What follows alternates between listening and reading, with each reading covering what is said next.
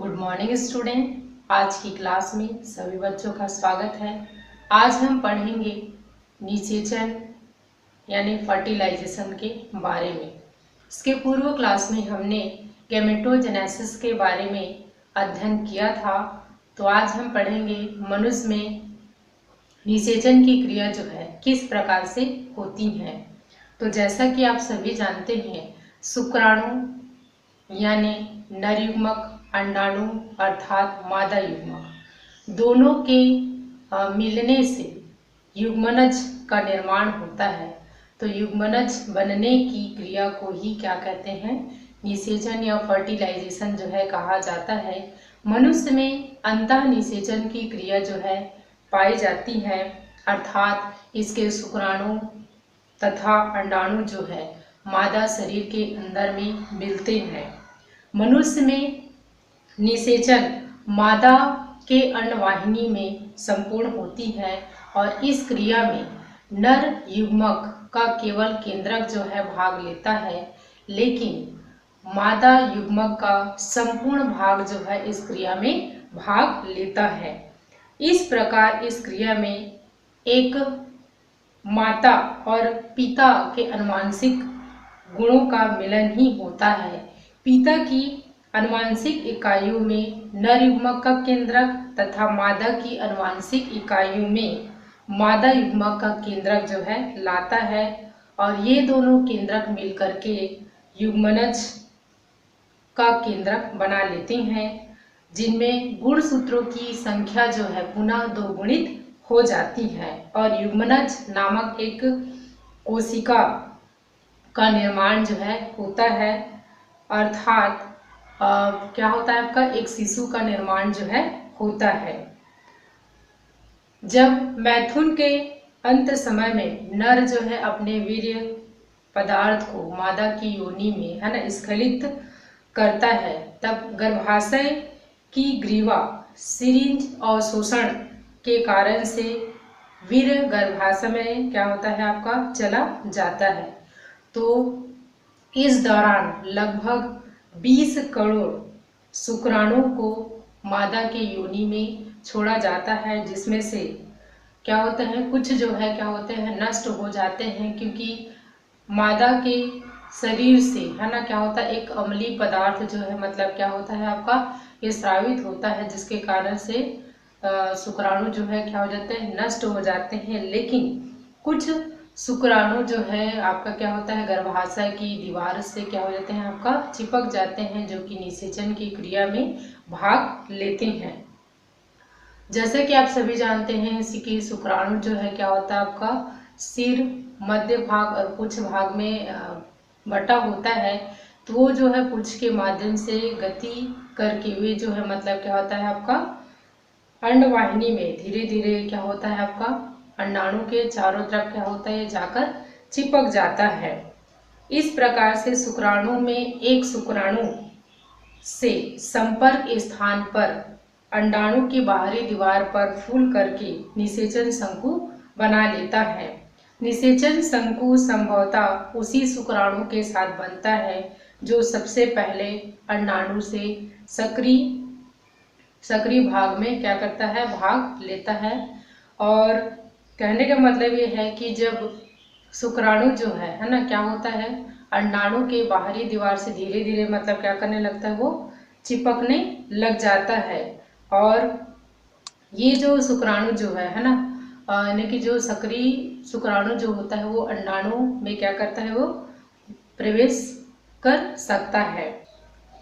जैसे जैसे शुक्राणु जो है अंडाणु में प्रवेश करता है, अंडाणु में कुछ ऐसे परिवर्तन होते जाते हैं। इसमें दूसरा जो शुक्राणु जो है प्रवेश नहीं कर सकता है।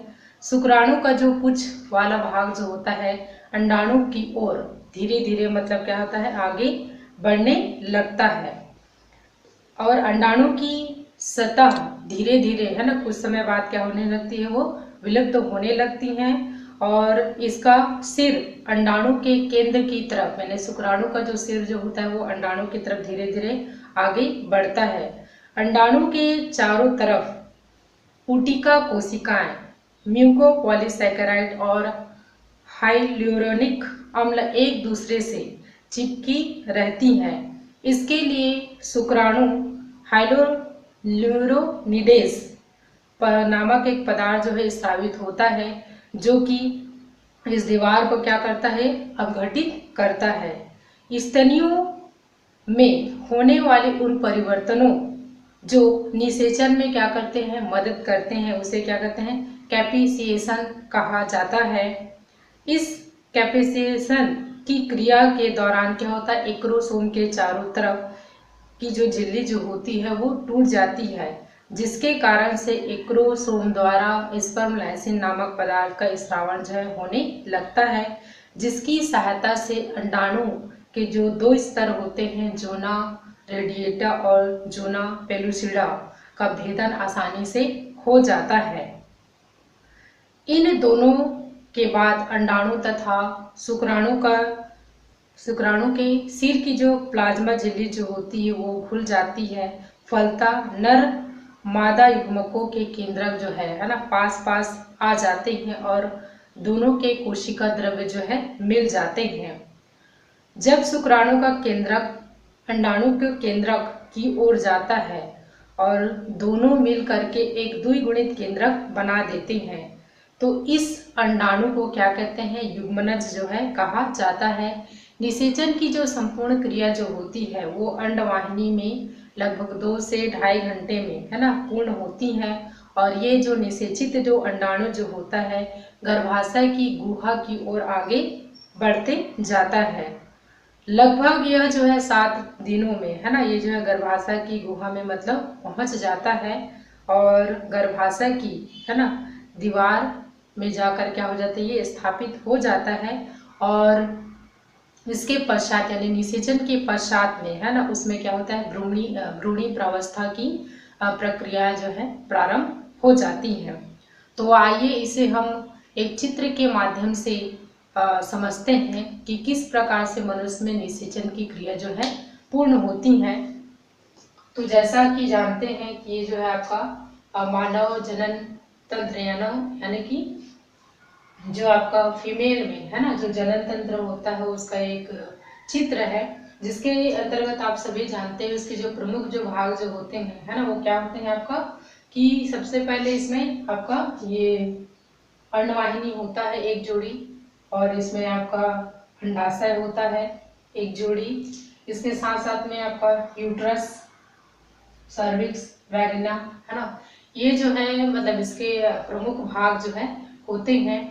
तो इसमें सबसे पहले होता क्या है कि जो मादा में है ना अंडाणु जो होता है ना, अंडाशय से क्या होता है, ये आपका क्या है ओवरी है, जहाँ पर अंडोत्सर्ग की क्रिया होती है, जिसके दौरान जो परिपक्व जो अंडाणु जो होता है ना वो अंडाशय से क्या हो जाता है, वो बाहर आ जाता है, और बाहर आने के पश्चात में है ना ये क्या है आपका ओवम है, ठीक है, या फिर अंडाणु है। तो ये जो है क्या हो जाते हैं आपका अंडोत्सर्ग की क्रिया के माध्यम से अंडाशय से बाहर आ जाते हैं, और बाहर आने के पश्चात में ये जो क्या होती है ओविडक्ट यानी कि अंडवाहिनी में है ना क्या हो जाती है, ये चली जाती है।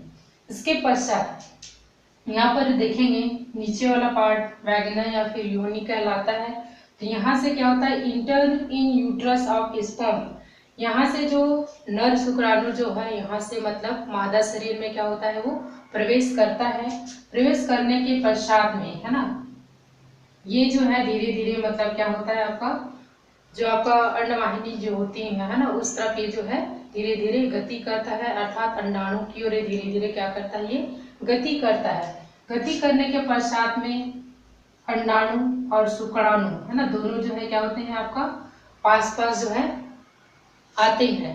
आने के पश्चात में है ना क्या होता है आपका जो शुक्राणु जो होता है अंडाणु की दीवार के चारों तरफ सिर के बल क्या हो जाते हैं, ये चिपक जाते हैं, और इसमें क्या होता है जो मादा युग्मक का केंद्रक और आपका जो नर युग्मक का जो केंद्रक जो है ना इन दोनों के मध्य में क्या होती है आपका फर्टिलाइजेशन की क्रिया जो है होती है। और ये जो है धीरे धीरे है ना जो आपका यूट्रस यानी कि जो गर्भाशय की जो दीवार जो होती है वहां जाकर क्या होता है ये स्थापित हो जाता है, और उसके पश्चात इसमें संपूर्ण भ्रूणी प्रक्रिया जो है इसमें प्रारंभ जो है होती है।